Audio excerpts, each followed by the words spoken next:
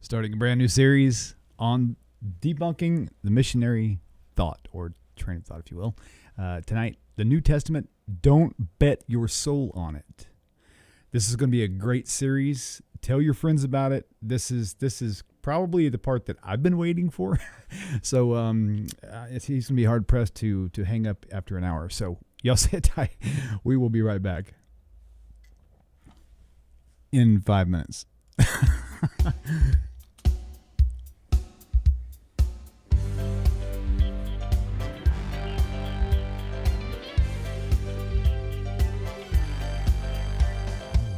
Welcome to Tanakh Talk. I'm your host, William Hall, broadcasting live out of Kingsland, Texas, USA, with another episode of Debunking Missionary Claims. The New Testament, don't bet your soul on it, part 1 out of many. Welcoming back to the studio in VR form, Rabbi Moshe Schulman. Welcome back, Rabbi. It's a pleasure to have you here. Thank you very much. Very, very good. Again, tonight's we're starting a new series of shows. Debunking the Missionaries number 9. We're starting off a new series. I don't know how many shows it's going to take to get through all the material I have on this, but it's called the New Testament. Don't bet your soul on it. And tonight is part 1. Basically, we're going to do some introductory stuff to lay the foundation for the material that we're going to have later on, and put it in a proper manner.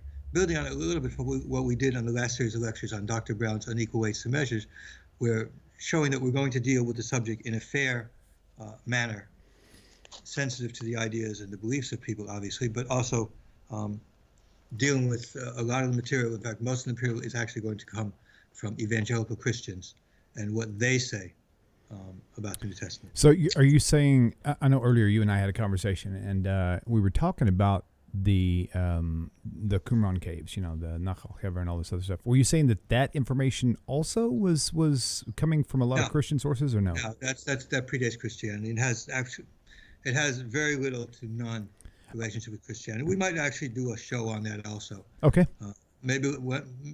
Certainly we're going to discuss the Dead Sea Scrolls much more when we start getting into Brown's book on rabbinic objections, because I will have to discuss rabbinic Judaism in detail and the oral law itself, what exactly it means, and how we see actually that the oral law comes out, the principles of the oral law comes out, both in the Dead Sea Scrolls and in Philo and other places. But that's a subject for later on down the line. We'll get to that. Okay. Very good. Unfortunately, there's a lot of material, and so we can't do everything on one foot. So we're going to have to go through it, systematically. And I do want to go through this material in Dr. Brown's books, because they're typical of a lot of things that Jewish people are exposed to, and I'm sure non-Jews get a lot of similar type of things. Not exactly the same. Jewish evangelism is definitely much different than evangelism to non-Jews. Certainly. One thing I'll say too, while we've got people watching, Wally's one of the more regulars that tune in. Wally, say, "Hey, buddy, how are you, man?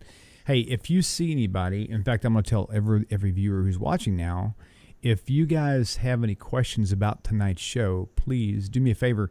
Not only tag Tanakh Talk in the chat, because when you do, a yellow box pops up and it makes it really easy for me to spot it instantly. I don't have to look and read through comments. But also, Wally, if you see a comment or a question that I missed, please, you can tag me and say, hey, so-and-so wants this question asked. And if we have time at the end of the show, then we'll actually be sure to try to squeeze that in so we can get some Q&A going on, okay? So I'm going to try and give, maybe 10 minutes of Q&A. So Wally, I guess you're one of the people there. I don't look at the chat as we're going on because it would be distracting, and I don't want to lose train of thought because the material is just that important. But if you want, you might actually put some of those questions on a notepad and then put them up later on. And either I will answer them now, or I could always answer them, next week or something like that. Try and put them in. That sounds good. Okay, so let's start out. The beginning of the introduction is, I want to go a little bit over some information we did discuss in our very first 2 lectures about the Tanakh. Before we can actually discuss the New Testament as to why you should not consider it scripture, we really need to discuss a little bit about the Tanakh, and then the nature of the Tanakh, the composition, what's in the Tanakh, and compare it and contrast it also to the New Testament, because they're not really the same. one of my points in the discussion of unequal weights and measures is that, in fact, there are things that are different between Judaism and Christianity. And we're going to see between the Tanakh and the New Testament, there are many differences.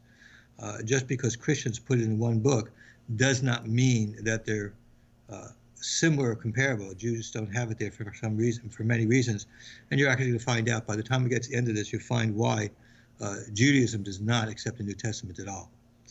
And hopefully you'll be inspired to understand why you shouldn't bet your immortal soul on the New Testament and what it teaches. So in these series that we're now having on the New Testament, there are a couple of questions that are primary to what we're dealing with. The first one is an obvious one. Is the New Testament itself divine scripture on the same level as the Tanakh or not? Are they equivalent? Are they the same? Are they part of the same thing? For first part, second part. Christians call it the Old and the New Testament, as if they have a relationship to another.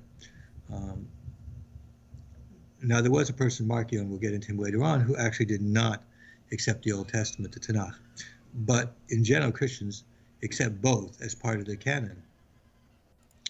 And secondarily to that, and even most importantly, is there are doctrines that we have in the New Testament. Can you bet your immortal soul on that? Is that something that you really should gear your life around? Is there any kind of basis for us to believe that anything in there is actually from God and it expresses God's will?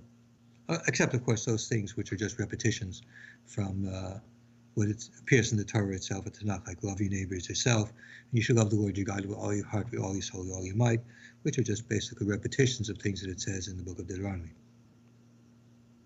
Okay, so before we discuss the New Testament, we need to go back over the Tanakh again and just clarify and keep in our minds what the Tanakh is about so we can see where these differences and the differences exist between the Tanakh and the New Testament. Some because of the nature, some just because of when the Tanakh came into existence. So let's deal with it. Now, the Tanakh, as I said before, is primarily the history of the Jewish people in relation to Hashem.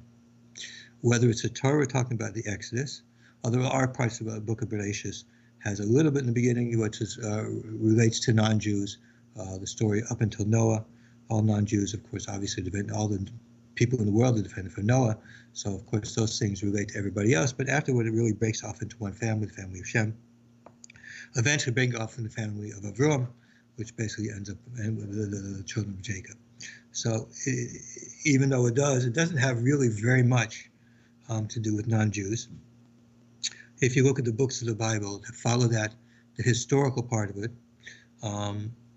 Joshua, Judges, Kings, for example, the Samuel Kings, these follow the history of the Jewish people. If you look at the prophets that are speaking, Isaiah, Jeremiah, the 12 prophets, all of these people were speaking to the Jewish people, either in the southern kingdom or the northern kingdom. Specifically to them, the messages, everything here is about the Jewish people. Even when you get into books like Psalms is where David, as a Jewish man, is relating his relationship to God through the Jewish paradigm of worship. Ecclesiastes, Job, all these things have a Jewish context. So it's a point that I have to make. So I know a lot of non-Jews are listening to this. So the question is, when I say this, it's like saying to somebody who's not Jewish, well, what do I have to do with the book? Well, the truth of the matter is there's a couple of things. First of all, while this stuff is spoken to the Jewish people, there's clearly a lot of inspirational stuff that could come. For example, when you see the great miracles that God does in this world, taking the Jewish people out of Egypt, and all the miracles and how God has dealt with the Jewish people, and the promises that, in fact, in the end of times, we're going to get into the end of times prophecies sometime later on in another series. But I suggest looking at Isaiah 11 as the best one. We find at that time it'll be the whole world, not just the Jewish people, but the whole world will be under the umbrella from Hashem, and they will see the same things. So you're seeing something here that relates to, maybe not directly, but certainly indirectly.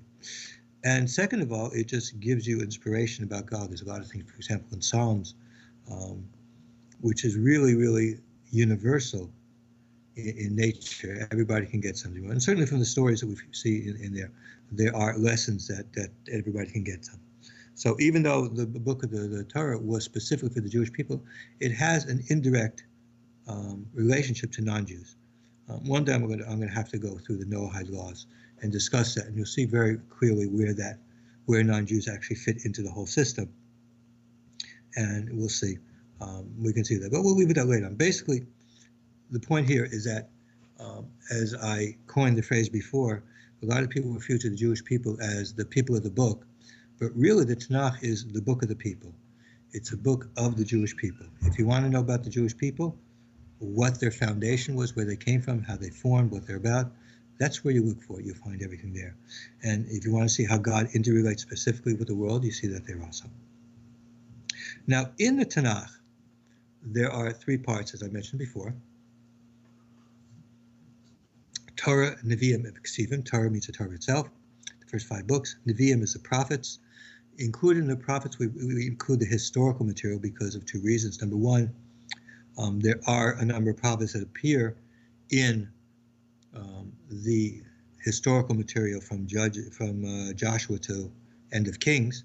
So there is material where God actually interacts, and we see some of that going on there. And also, secondarily, is that reading the prophets, whether it's Isaiah or the other prophets, it's basically impossible to understand any of the prophets, what they're talking about, without knowing the historical events that are behind it or going on around it. I mean, when Isaiah is talking, he brings in the beginning, he's speaking to certain kings, and yet if you don't know what happened in those kings, you really do not know what's going on. That, of course, is very relevant. For example, Isaiah 7, if you don't know who Ahaz was and who these kings were that were oppressing him, and really what the political situation going on was at the time, it's very hard for you to understand what exactly Isaiah was addressing, because Isaiah was addressing things in his time, which of course he knew the political situation and he knew what was going on. So these are all parts of the prophets because of these types of reasons. The other books are the writings. They are things like Psalms and Proverbs and things of important theological and religious interest, but secondary to these things. Now, another point that we have to make, and this is one that's going to be the first one that's significant to understand, and it's something that you're going to see as a difference, and that is, how do we get to the Tanakh? Now, the rabbis talk about it, and Josephus says also. And if you remember, I did read this passage from Josephus before, and I really do want to read it again, only so that you remind yourselves of how the Tanakh actually came into being. Who actually were those people who gave us the Tanakh? So he says in his against Apion. Apion was a Greek who wrote things against the Jewish people. He says in that specifically this, and let me read it again.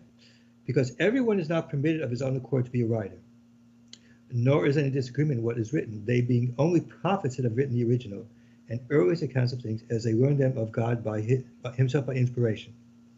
Number one, we don't have things in the Tanakh which don't have a direct relationship with God. They're there for a purpose, okay? And they're God inspired. In fact, one of the interesting things is the prophets specifically, God told me this. It's not, even by inspiration, it's directly communication.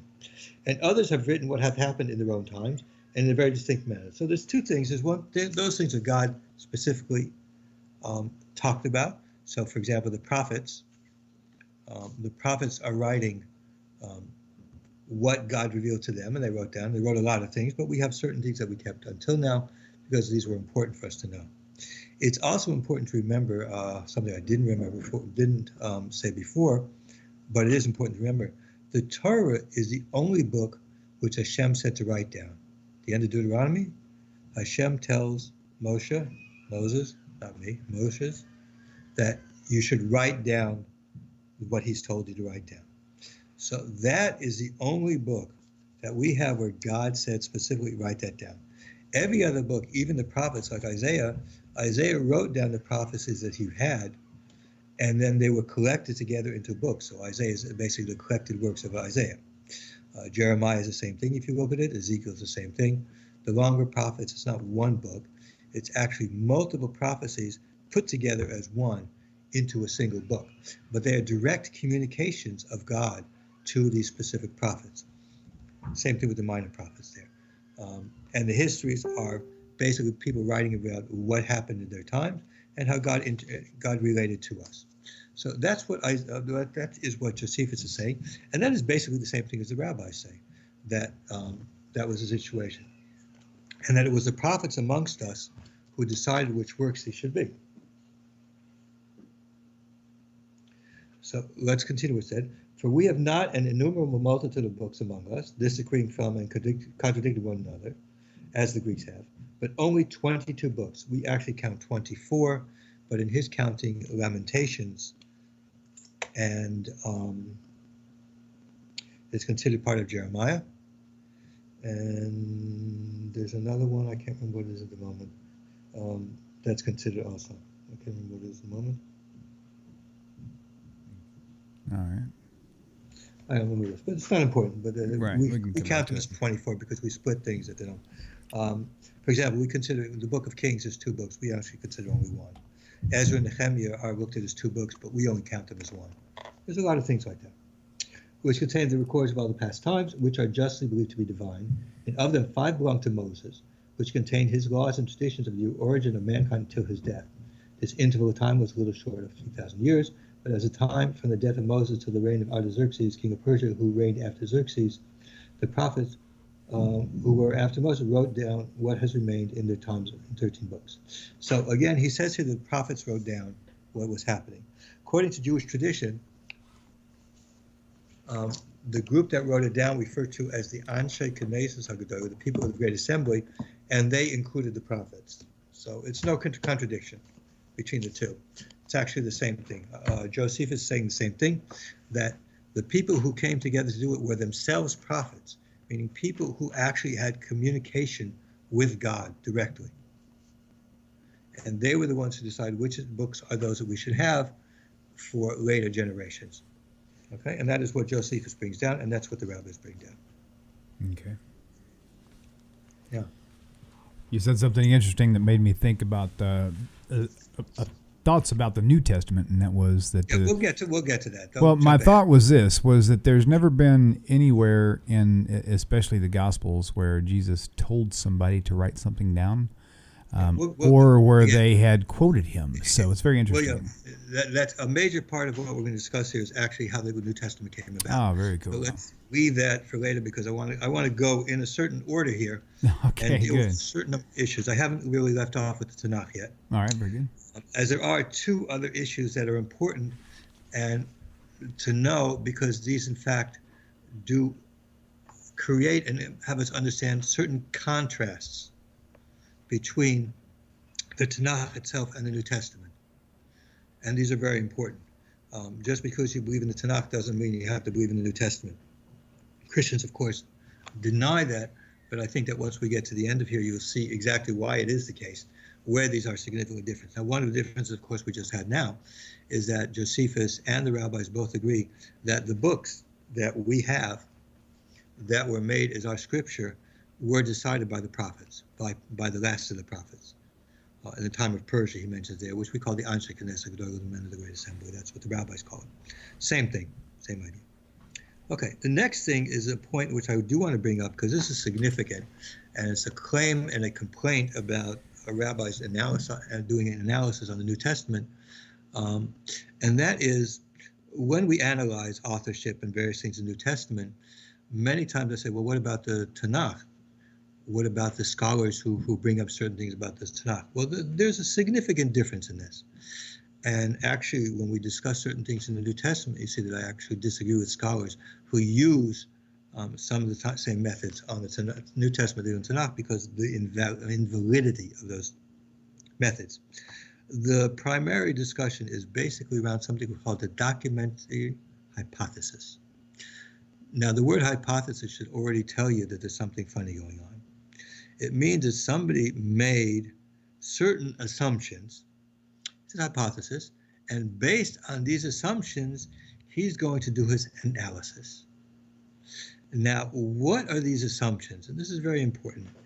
Primary amongst them is a belief in in history, which goes back to a philosopher in the 18th century called Hegel. Friedrich Hegel was a German philosopher. He had a philosophy of history which dealt with things as developing in certain ways. People might have heard the idea of a thesis antithesis. First it's going one way, some the exact opposite, until it comes to the middle and moves on like that. It's the basics of Marxism, for example. Marx was a Hegelian. So he has historical assumptions which are actually unproven in historically. We see, in fact, a lot of things are cyclical. A lot of things go up and down.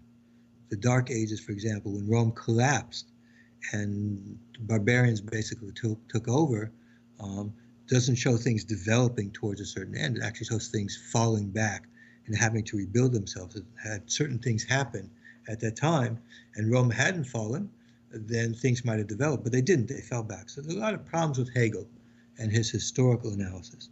But this actually underlies the documentary hypothesis that there's a certain development in the nation of Israel that it follows based on what Hegel says. But what Hegel says is false.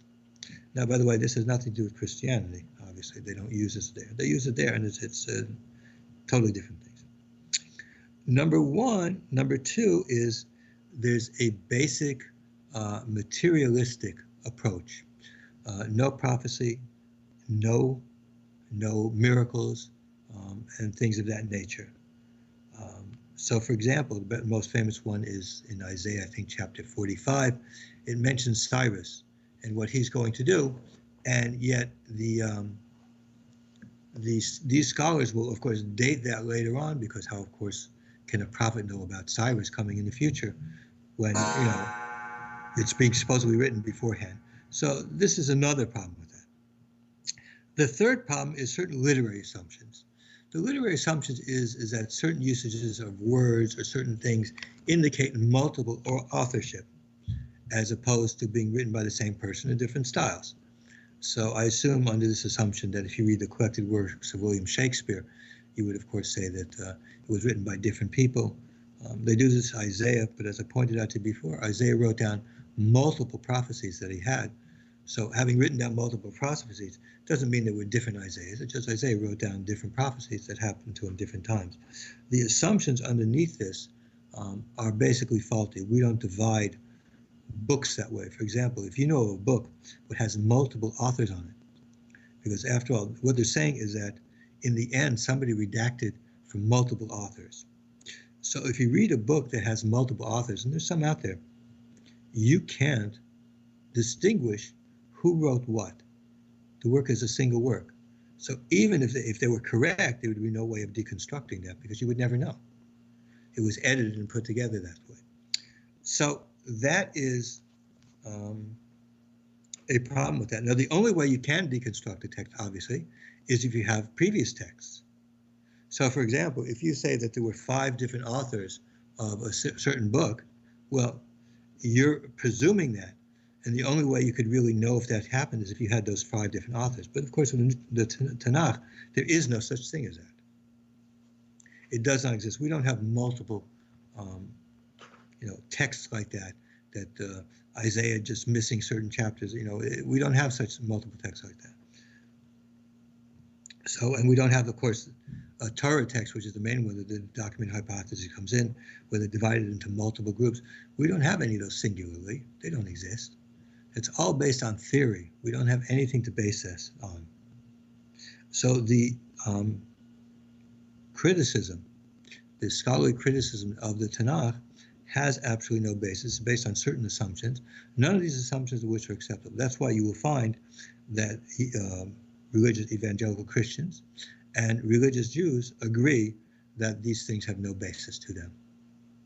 We will find that this is actually different with the New Testament, because actually we will find that the New Testament scholars do have a problem. Now, what I just said here about multiple texts, there is a little bit of argument about that nowadays. It deals with the what we call the Masoretic text, which is basically, Masorah means traditional, the traditional Jewish text, and what they call the Septuagint, which really is a Greek text. Now, the Septuagint, historically, the name is actually a misnomer. The Septuagint is based on a story appears in Josephus, the Talmud, and a number of other places, that the pharaoh Ptolemy from Egypt wanted to make a library. In fact, there was a huge library in Alexandria until it was burned down. I just learned about this recently. There's a little disagreement as to when it was actually burned down, whether in the 3rd century, whether earlier. That library was actually a receptacle of all the books that were written in that time.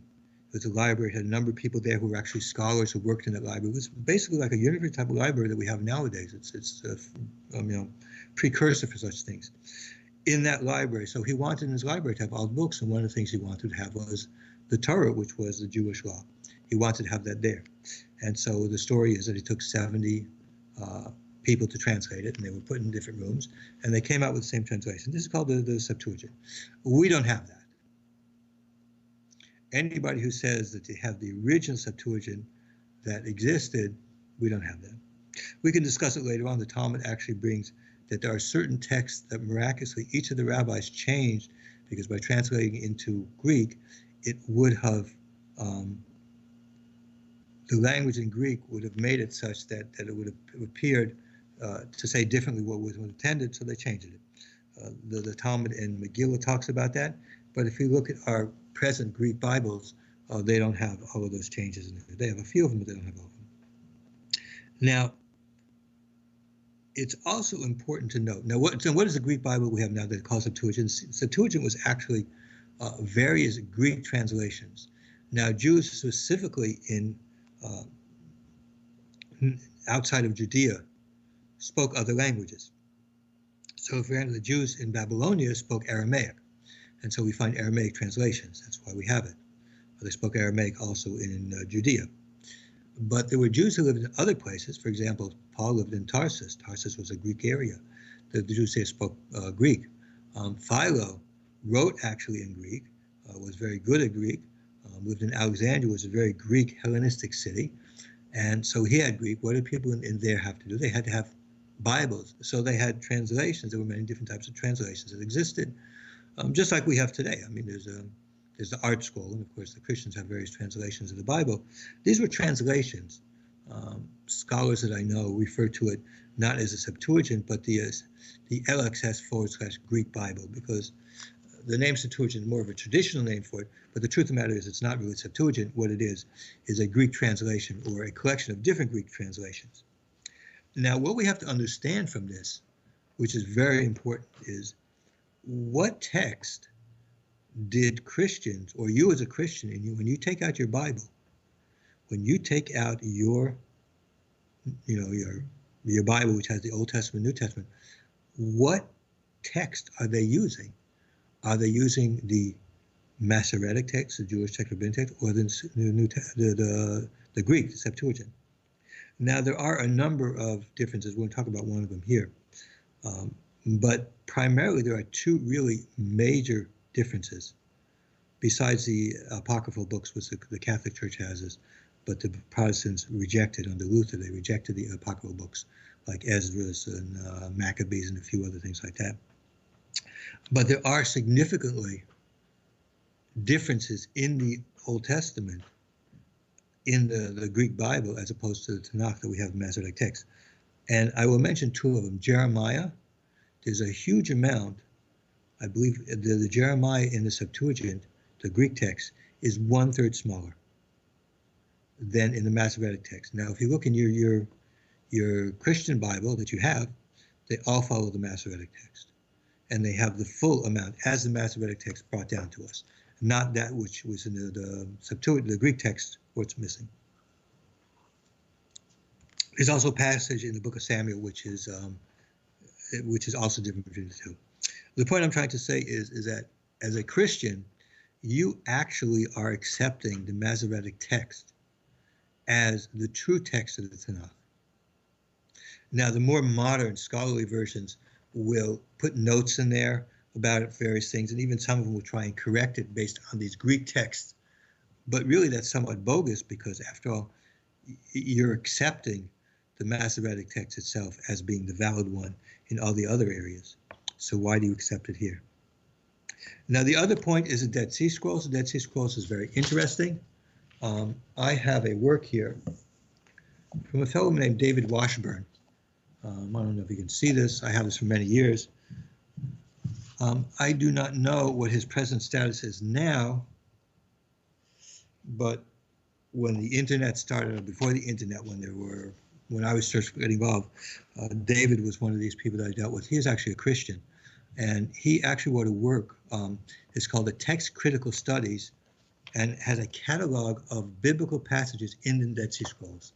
He actually goes through every single passage from the Tanakh, points out which scroll it's in, and then he makes notes as to which text it is.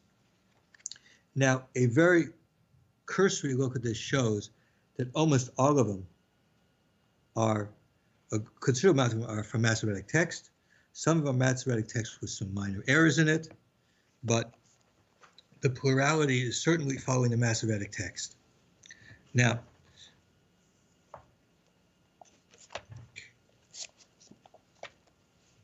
I would like to do an examination of one text, which is one that the Dead Sea Scrolls actually is of importance, because in this particular text, the Greek and the Hebrew is different. And it'll introduce to us an idea that we find, and we'll see later on. It's called textual variance. A textual variant means that a word is supposed to be spelled a certain way. Sometimes it is that when somebody writes things, because of poor script, poor handwriting, or something like that. Anybody who's been a teacher of young kids knows that, or has young kids of their own and is looking over the work that they write, will see that sometimes their writing is very primitive. And because of that, the writing doesn't always come out the way it should, and some letters get mixed for others. Now, before I go, we're going to deal with Psalm 22:16, which is the most important, was a very important one, because it's a difference. The Masoretic text says, surrounded me like lions, as opposed to the translation that you find in English, pierced, which is not actually the correct translation, but we'll get to that in a second. So I would like to read here from David Washburn what he writes. With regards to the text. Now, he talks here about, they did find a few Greek texts there. It's unusual, but it was not so unusual. But he makes an interesting point, and we're going to discuss. I just want to bring 2 points here which are very interesting to remember and explain what he's saying. Without a doubt, the most striking scroll textually is 8 Cheva, which is Nachal Cheva 12 Greek, a leather scroll of the minor prophets in Greek. The scroll is not a Septuagint text, but is a direct literal translation of a Masoretic type text. Now, what he's saying here is that just because something is Greek doesn't mean that it's going to have those unique readings that we refer to as the Greek text, the Septuagint text.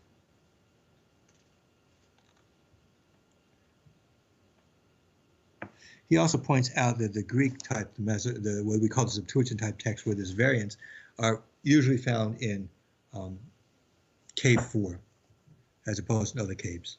Now, we want to deal with Psalm 22:16. Let me bring it to you right now. In the Hebrew that we have of Psalm 22:16, and I'm sure most of you people are familiar with that. In the Hebrew, it says, lost my place here.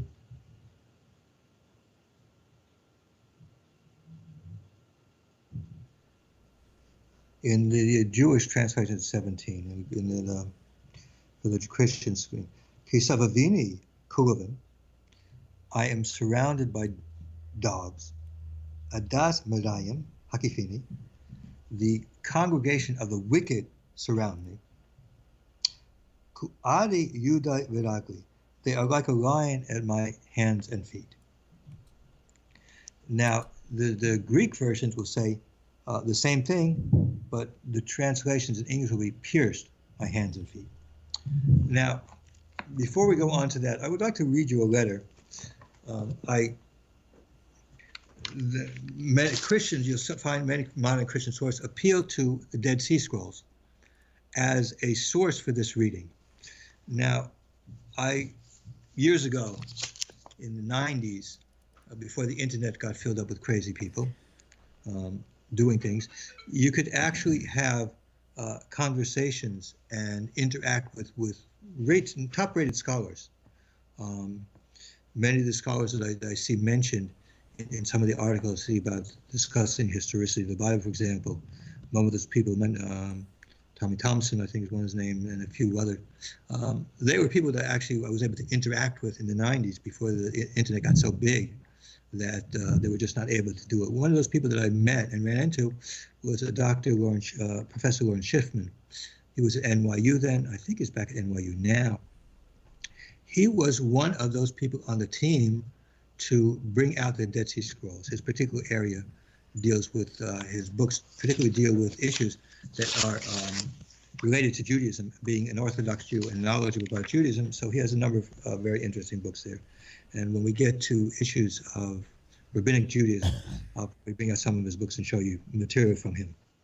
But I actually asked him, with regards to Psalm 22:16, the claim that there exists in the Dead Sea Scrolls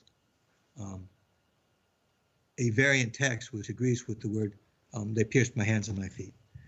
Now, in this thing, you should understand, David Washburn did it also. When we talk about the Dead Sea Scroll, we really expand it, not just to the Dead Sea Scrolls that were found in Qumran, but there's also a place called Nachal Chever, which is not far from the area. I don't remember where it is actually. I've been to Qumran once, actually. It's very interesting. If you're in Israel, you should try and go there. Nachal Chever was also a place where they found scrolls. I believe the scrolls from Nachal Chever were from a little bit later period. I don't remember what it is, but yeah, it's from the Bar Kokhba time, he says here. So let me read this. If you want, William, you could show them the actual. I sent you actually the letter. All I did was I marked out his email address so that he doesn't get bothered by people. And this is from Lawrence Schiffman? Yeah. Okay. Professor Lawrence Schiffman. If you want to, you guys can Google him sometime later. You'll see who he is. He's one of the top scholars and is the only really Orthodox Jewish person who's actually involved in the actual putting together of things. And he writes a number of books. Halachat Qumran, I think, is one of them, and one on eschatology and a few other things that are very interesting. We'll come up with them later on, because it shows with clarity how close Qumran was to us. So let me read this email he wrote back to me. It says, Dear Moshe, this was an extensive project, but here goes. Neither of these texts is published. When I spoke to him, these texts had not been published yet. So these pictures we're going to show shortly had not been known in the public domain. So he looked at them himself. And in fact, what we did is I have the plates that came out originally. Eisenman put out the plates. Very interesting fellow. I actually spoke to him once on the phone. This was years ago. The plates that came out, I actually looked at the plates with him, so under a magnifying glass, because you can't see the plates very clearly. What you see now is much better. So anyways, although texts are in an advanced stage of preparation with Peter Flint from Trinity Western, and should go to press in a year or so. This email, by the way, was in November 1996, so it's a few years ago, guys, so 20-something years. He may discuss this issue in his press dissertation, but it is slated to appear early next year, I think. So I had to trace down the photos for these manuscripts. So he looked. He was very nice. This is when people could do these things. Psalm 22:17 appears in one common manuscript and one Nachal Chever, so-called Bar Kokhba manuscript. So in the time of Bar Kokhba, which those of you who don't know, there was a rebellion of Bar Kokhba when Hadrian was the Roman emperor in the 130s of the Common Era, so about 100 years later. The Qumran text is 4QPS-F. That means 4 means it was found in K4 of Qumran, the Psalm F, on a fragment which contains Psalms 22:15 through 17. The word in question from Masoretic text, Ka'ari, has its parallel in the last line of the broken fragment in a line where only the tops of the letters can be seen. I see absolutely no definitive way to make this out. It can be seen in the microfiche edition in photo PAM 43.026, which appears in the Eisenman Robinson facsimiles as plate 1110. I have another plates and I've looked at there. Now, William, if you can show him on the screen, there's two of them here. There's the longer one, which I'd like you to look at. The very bottom line, you really can't make anything out of it. It's up This now. is what we're talking about. So if you can hold it, I don't know how good you can see it. Yeah, show me which one it is again on your screen so I can see which one. I want to make sure I'm Sure. holding up the right one. Oh yeah, it's up right now. Very good. Now I want to read something from Washburn also, a second thing, and then I want you to look at this. Washburn says this also. In the Qumran script especially, and to a lesser degree in the scrolls of the other locations, the letter Vuv and Yud are often written identically. This sometimes causes confusion when reading a passage, but the places where this is a real problem are relatively few. It happens sometimes. The script there is very poor. If you can see this, I don't know how clear it looks to you on the screen. I'm looking at it here. The blow up I hear is actually pretty big. It's very small, but you can see that the script here is not written very well. The very bottom line, which really looks like it was painted in, you can't make anything out. That's what's in the Qumran. Okay, so the Qumran, as Professor Schiffman says here, is unreadable. So we have no example from there, what it says. Okay, and he continues. The second occurrence is in HEV/SE4, that's Nachgeber PS, which is PAM photo 42.190. This is so indistinct in the photo, presumably on the original, that the microfiche photo is insufficient and you must consult a supplementary exposure of the negative, supplement A, on fiche 92. The Eisenman Robinson plate 692 is so faint that you cannot even tell that there's a fragment. Actually, it is very difficult to look at. I looked at it under a magnifying glass, so it's actually able to see it, and we have an enhanced version, which I'm going to show you in a second, and you show it. It's so faint that you cannot tell that there's a fragment. In this case, the reading is Ka'ari, meaning that it is impossible to see if Ka'ari or Karu. It's impossible to see if you have a Yud, which is slightly elongated, as many of them are, or a Vuv. Further, there is a horizontal line below the next word, which occurs its reading. Okay, so what I'd like you to do is to take a look at it here. Now, if you can point out, this is the line that I want you to point out to them. Okay. Okay. It's actually the third from the top. If you're good in Hebrew, you can actually make out the word actually starts at the line Adas Marashuim. It's very, very difficult to read there.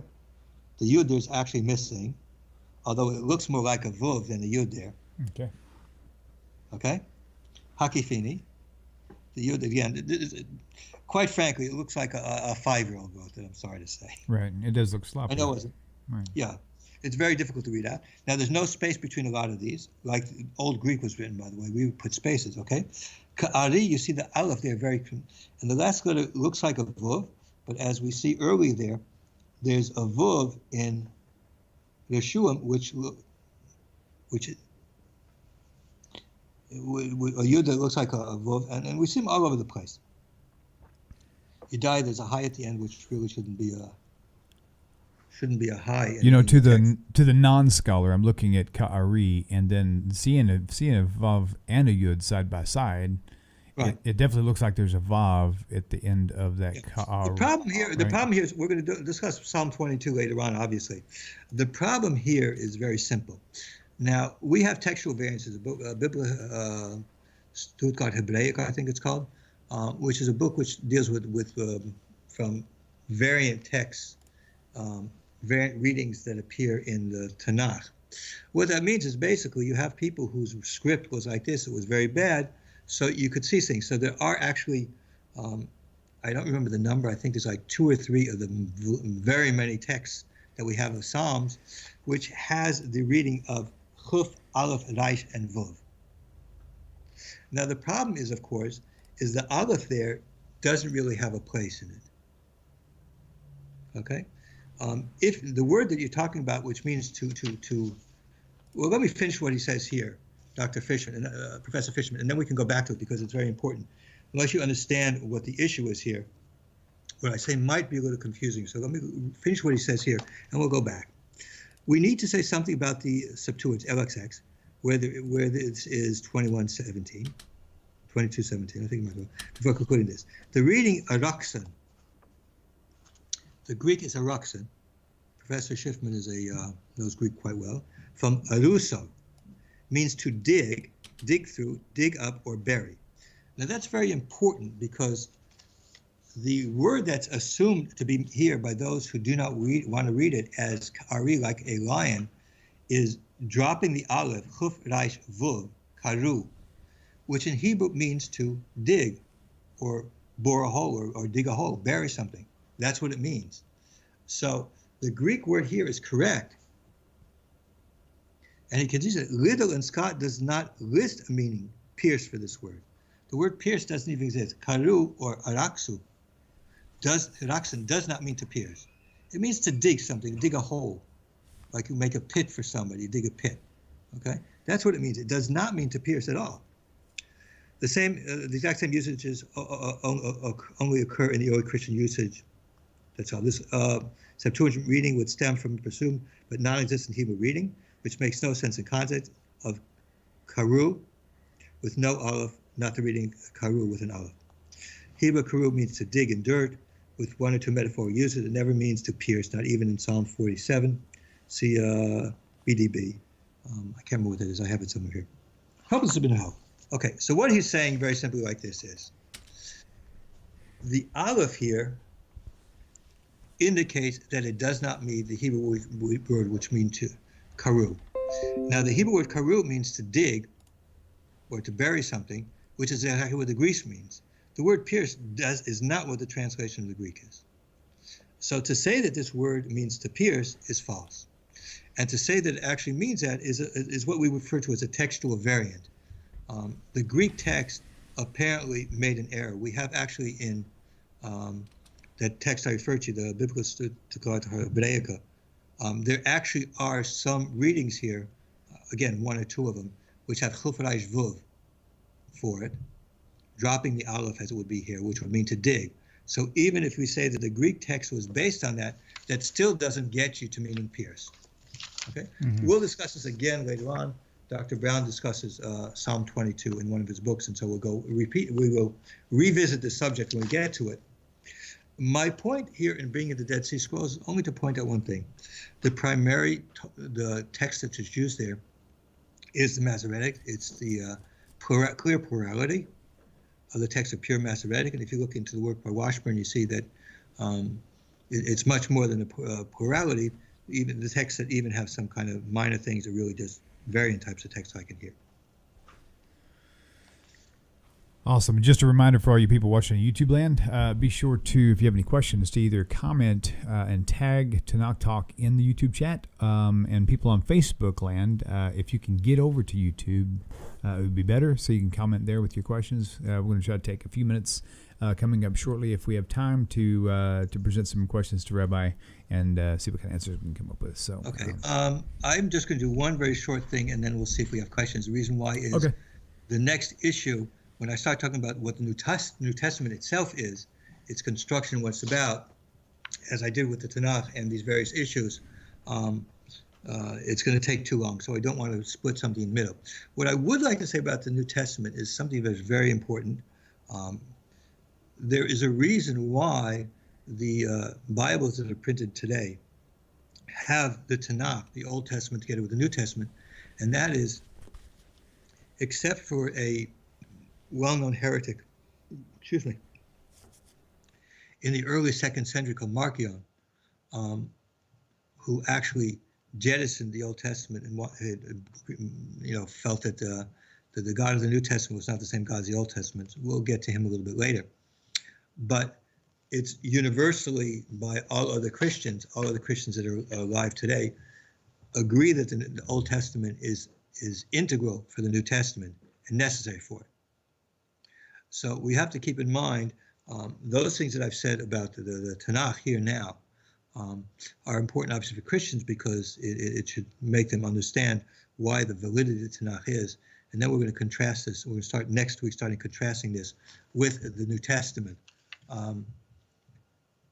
So next week, I think I will start moving into my introductory material on the New Testament. So next week, I guess, will be the second introductory lecture. Following that will be, of course, Passover. And we're going to do after Passover what we can do. And by the way, I don't know if I told you this, but I am going to Israel after the holiday, Yom Hashem. So I'll have to inform you of when that is because I won't be able to do my class from Israel, but that's right. it. We have a few minutes. So actually, if there were some questions about what we did now, it would be nice to, do them or. All right, I just scrolled through the entire chat, and there's nothing tagging Tanakh Talk. And I'm sure this question is because I saw somebody. Okay, let me ask Wally. Wally, was there any kind of question that came up that you would like me to address? Meanwhile, I am going to pull up my Facebook page and see if there's anything there real fast. Let's see what happens here. Hopefully the audio doesn't start playing right away. Let's see. Nope, got a lot of people listening from all over, though. Alaska, from Texas, Denver, Colorado. Cool. Hello, Bernie. Wendy, Shannon. Shannon Knudsen says, hello, Rabbi Moshe. Okay. Anyways, if there are any questions you can have, I would like to do it now. I really don't want to start with the next section because we're going to actually discuss. The next part we're going to deal with is actually the New Testament, what it's made of, and the purpose of the New Testament as opposed to, as we pointed out, the purpose of the Tanakh was basically, it's for the Jewish people alone, and it's basically relating their relationship with God with a few other X's. So I want to contrast next week the New Testament, its construction, and then we'll start getting into some more interesting stuff that you might not have known about. Awesome. Well, I don't see any questions, so it looks like you've answered a lot of them, though. That's for sure. I can't believe that it was so good that nobody has questions. Yeah, it was pretty nice and thorough. Every once in a while, you'll see random comments being made, from missionaries, but it's really the comments I'll try and look at later on. Yeah, that sounds good. I'm still scrolling back in here. Yes, Shannon. It looks like we have been busy with trolls tonight. It's okay though, as long as they're polite. Maybe they'll learn something while they're here. Who knows, right? No. Listen. What's very important is there are a lot of Christians who actually have very sincere beliefs, and I can respect that. Right. What I would like from those, especially the Jewish Christians, there's a fellow out there, Luke Rappaport, I hope he's listening. What I would appreciate from you is two things. Number one, have an open mind. And number two, desire truth. Right. That's really the most important thing, is you should desire truth. And really sometimes when you've been raised in certain things, we live in a Christian society, so people who aren't raised certain ways or haven't looked at things really don't recognize a lot of the things that we're going to be talking about that I try and talk about here. Okay, so what I want you to do is I want you to listen to it carefully and really analyze it carefully and look at it. This is the result of, Dr. Schiffman's email to me was in 1996. That wasn't when I started, but we were dealing even before that. So we're talking 23 years ago. So the material that we have here is basically from research from 20 plus years. So these things are very important. And remember, the Christianity stands or falls in the New Testament. If you cannot trust it, if you cannot believe it, if it's not reliable, if you have reason to believe that it's not trustworthy, that maybe things there are not really truthful, then you just have to abandon it. Right. That would be the only plausible way to approach it, intellectually honest anyway. So that's for sure. Very good. Well, Rabbi, it's been fun. We'll keep our eyes open best we can for questions that might show up next week, and we'll try to address them as they come along. So again, thank you all for tuning in. Also, remind you can always send me an email with questions. I've had some. My email address is outreach@judaismsanswer.com. I'll spell it outreach @Judaism JUDAISMS answer ANSWER.com. Very good. And I will certainly, If I'm not able to answer you personally that way, or if the question is a really good one, then I will certainly answer it here. And obviously, if you're a missionary yourself, whose job is to convert Jews to Christianity, by all means, let's interact. Ask your questions. I will, if you send me an email and you tell me that you are involved in Jews for Jesus, another organization, I will actually make it my business to address your concern, Certainly. question, whatever, openly. Absolutely. That's wonderful. Wonderful. All right, well, Rabbi, thanks a lot for your time. And all you viewers out there, be sure to subscribe to the YouTube channel, turn on notifications, and share this with your friends. Very important. And like the video. If you give it a thumbs up, it gives it more search results. So it'll hit more often when people search for it, which will actually help you later on when you look for the video. So, and with that said, you guys have a great week, and we will see you guys on the other side. Take care. Rabbi, take care, and thank you for your time. Bye-bye.